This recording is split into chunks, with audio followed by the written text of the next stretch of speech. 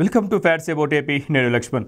Andhra Pradesh PCC అధ్యక్షురాలుగా YS Sharmila గారు నిన్న విజయవాడలో పదవీ బాధ్యతలు స్వీకరించిన వెంటనే జగన్మోహన్ రెడ్డి గారి మీద అప్పుడు ముఖ్యమంత్రిగా 2014లో ముఖ్యమంత్రిగా ఉన్న చంద్రబాబు పైన సెటైర్స్ వేసింది.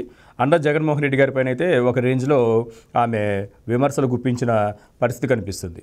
అయితే షర్మిల గారు పదవీ బాధ్యతలు చేపట్టగానే ఆమె అందుకున్న రాగం ఒకటే, అది ప్రత్యేక హోదా. ఆంధ్రప్రదేశ్ ప్రత్యేక హోదా 2014లో అశాస్త్రీయంగా విడిపోయిన ఆంధ్రప్రదేశ్కి ప్రత్యేక హోదా, విశాఖ రైల్వే జోను, ఇలా ఎన్నో విభజన చట్టంలో పొందుపరిచిన అంశాలను ఆమె గుర్తు చేసుకుంటూ వచ్చారు. ఏపీకి ప్రత్యేక హోదా, రాహుల్ ప్రధాని 2024లో రాహుల్ గాంధీ ప్రధాని అయితే తప్పనిసరిగా ఏపీకి ప్రత్యేక హోదా ఇస్తారని చెప్తుంది. ఎంపీ స్థానాలు అధికంగా 2024 సార్వత్రిక ఎన్నికల్లో కొట్టుకునే ప్రయత్నంలో భాగంగా ఆమె వ్యాఖ్యలు చేసింది అనుకోవచ్చు, కాదంటలేదు. It's okay. ఇప్పుడు మరి ప్రత్యేక హోదా ఇవ్వాలని చెప్పి వైఎస్ కుటుంబం నుంచి వచ్చిన జగన్మోహన్ రెడ్డి గారు ఆనాడు 2019 ఎలక్షన్లో ఆయన ఓదరగొట్టే ప్రసంగాలు చేశారు. మరి ఇప్పుడు వచ్చిన వైఎస్ కుటుంబం నుంచి వచ్చిన ఆయన సోదరి రాజశేఖర రెడ్డి గారి గారాల పట్టి అయిన షర్మిల గారు మళ్ళీ ప్రత్యేక హోదా రాగం ఎంచుకున్నారు. అయితే ఓకే, ఏపీకి ప్రత్యేక హోదా ఇవ్వాలి. ఎందుకంటే అశాస్త్రీయంగా దాదాపు 15,000 కోట్ల లోటు బడ్జెట్లో ఆంధ్రప్రదేశ్ విభజన జరిగింది. దాదాపు 10 సంవత్సరాలుగా ఆంధ్రప్రదేశ్ ఒక విధంగా చెప్పాలంటే రక్తహస్తాలతో అంటే యాచించుకునే స్థాయికి యువతకు ఉపాధి లేకుండా అయితేనేమి, మిగతా వ్యాపార రంగాలు అయితే ఆంధ్రప్రదేశ్లో రావడానికి ముందుకు రాక చాలా వరకు అనేక విధాలుగా ఆర్థికంగా, సామాజికంగా, రాజకీయంగా నష్టపోయింది. మరోవైపు కృష్ణా జలాలు, గోదావరి జలాలపైన రగడ నడుస్తుంది రెండు రాష్ట్రాల మధ్య. అన్నదమ్ములుగా కలిసి ఉన్న రాష్ట్రాలను రెండుగా విడగొట్టి చేస్తున్న రాజకీయం, ఆనాడు చేసిన కాంగ్రెస్ చేసిన రాజకీయం ఆంధ్ర ప్రజలు బ్రతికున్నంత వరకు మర్చిపోరు. ఒక తరం మొత్తం నిర్వీర్యమయ్యే విధంగా రాష్ట్రాన్ని విభజించారు. మళ్ళీ రాజశేఖర రెడ్డి కుటుంబం నుంచి వచ్చిన షర్మిల గారు ప్రత్యేక హోదా రాగం అందుకున్నారు. 2019 అన్ని వేదికలపైన ఎన్నికల ప్రచారంలో భాగంగా జగన్మోహన్ రెడ్డి గారు అన్ని వేదికలపైన ఆయన ఒకటే ప్రసంగం, మాకు అధికారాన్ని ఇవ్వండి, రాష్ట్రంలో 25 ఎంపీ స్థానాలు మాకు ఇచ్చేస్తే ఏపీలో మేమేంటో చూపిస్తాము, కేంద్రంలో ఎవరు అధికారంలో వచ్చినా వాళ్ళు మెడలు వంచి, అంటే బీజేపీ వచ్చినా కాంగ్రెస్ వచ్చినా 2019లో మెడలు వంచి మేము ప్రత్యేక హోదా సాధిస్తామని చెప్పారు. మరి అలా అన్నట్టుగానే ప్రజలు 151 స్థానాలు ఎమ్మెల్యే స్థానాలు ఇచ్చారు, దాదాపు 22 ఎంపీ స్థానాలు కూడా ఇచ్చారు. మరి 22 ఎంపీ స్థానాలు, దాదాపు రాజ్యసభలు చూసుకుంటే దాదాపు 40 ఎంపీ స్థానాలు వైసీపీ కింద ఉన్నాయి. మరి వైసీపీ పార్టీ తరఫున 40 మంది ఎంపీలు ఏం చేస్తున్నారు?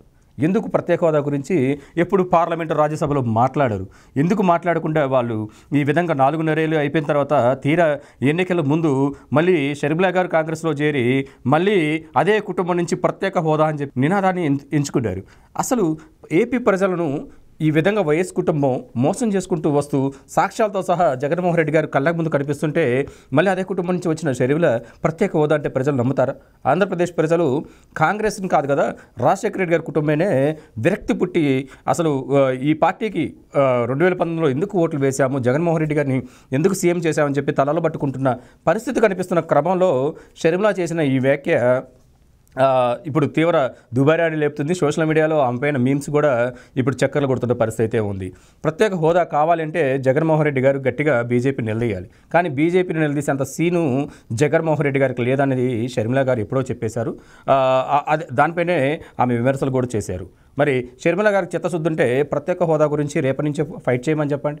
జగన్మోహన్ రెడ్డి గారిని ఆయన ఎప్పుడైతే 2019లో మెడల్ ఉంచి ఆంధ్రప్రదేశ్కు ప్రత్యేక హోదా తీసుకొస్తానని చెప్పారు కదా, మరి అది ఆ హామీని నిలబెట్టుకొని, ఆ వాగ్దానాన్ని నిలబెట్టుకొని ఇప్పుడు ఆయన మెడల్ ఉంచకపోయినా కానీ వాళ్ళు కాలు పట్టుకోనైనా సరే ఆంధ్రప్రదేశ్కి ప్రత్యేక హోదాను తీసుకురామని చెప్పండి.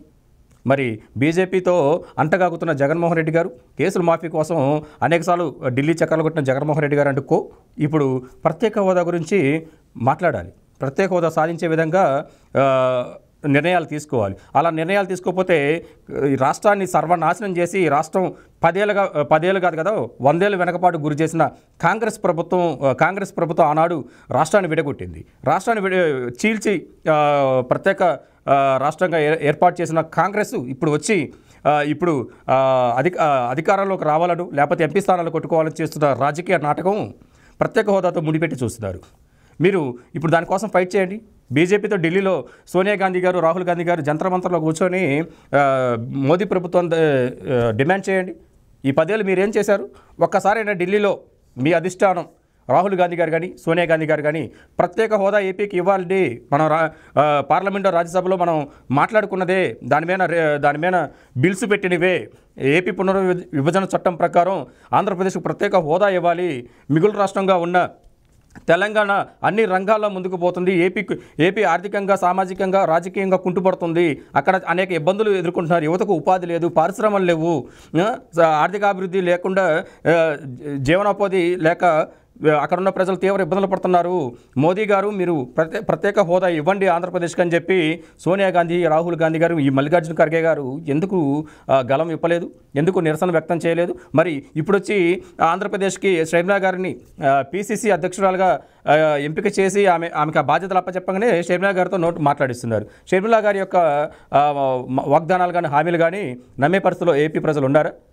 జగన్మోహన్ రెడ్డి గారిని నమ్మి ఇప్పుడు జరుగుతున్న రావణ కాష్టం, ఆంధ్రప్రదేశ్లో జరుగుతున్న రావణ కాష్టం, జరుగుతున్న అకృత్యాలు, ఇప్పుడు అంగన్వాడీలపై చేస్తున్న దాష్టికాలు, ఎంప్లాయీస్ పైన, అన్ని రంగాలపైన ఆయన చూపించిన అవినీతి, ఇవన్నీ ఆంధ్రప్రదేశ్ ప్రజలు గుర్తుంచుకున్నారు. మీరు ఇప్పుడు వచ్చేసి ఏపీ ప్రత్యేక హోదా అని మీరు చెప్తుంటే ఎవరు నమ్మే పరిస్థితుల్లో లేరు అనేది ఇప్పుడు అన్ని పక్షాల నుంచి మనకు వినిపిస్తున్న ఒక వాదన. మీకు దమ్ము ధైర్యం ఉంటే, మీ అన్నగారిని నిలబెట్టి కడగాలనుకుంటే, చొక్కా పట్టుకొని అడగాలనుకుంటే, మీరు తాడేపల్లి ప్యాలెస్ ముందు గేటు ముందు ధర్నా చేయండి. ఎక్కడో కూర్చొని మాట్లాడతాం కాదు. దమ్ము ధైర్యం ఉంటే అక్కడికి వెళ్ళి మీరు ధర్నా చేసి, ఆ రోజు 2019 ఆంధ్ర రాష్ట్ర ప్రజలకు మీరు హామీ ఇచ్చారు, మాకు 25 ఎంపీ స్థానాలు, మాకు రాష్ట్రంలో అధికారం ఇస్తే కేంద్రం మెడలు వంచి మీరు ప్రత్యేక హోదా సాధిస్తే తెచ్చి పెడతామని చెప్పన్నారు. మరి హామీ నెరవేర్చండి అయ్యా అని సార్ అని చెప్పి మీరు సంబోధించారుగా. ఆ సార్ని మీరు అడిగి మీరు ఆంధ్రప్రదేశ్కి ప్రత్యేక హోదా సాధించాలని అందరూ సోషల్ మీడియా వ్యాప్తంగా కోరుకుంటున్నారు.